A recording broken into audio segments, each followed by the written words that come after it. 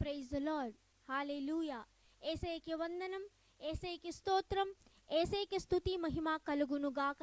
ఈరోజు క్రీస్తుని స్వరం వాక్యం ధ్యానించుకున్నదము. గాయపడ్డ ప్రపంచానికి వాక్యం ఎంతో అవసరం.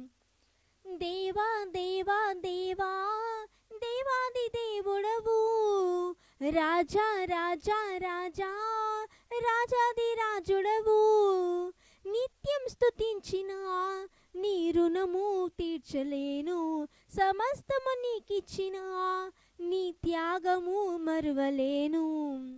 కొత్త నిబంధన 1 తిమోతికి రాసిన లేఖ 2వ అధ్యాయము 5వ వచనము.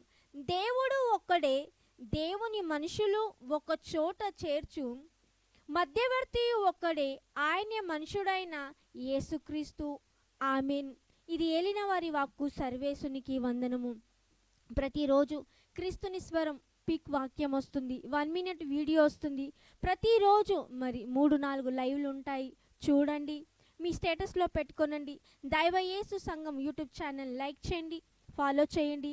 తండ్రి దేవుని సంఘం యూట్యూబ్ ఛానల్ని కూడా లైక్ చేయండి, ఫాలో చేయండి.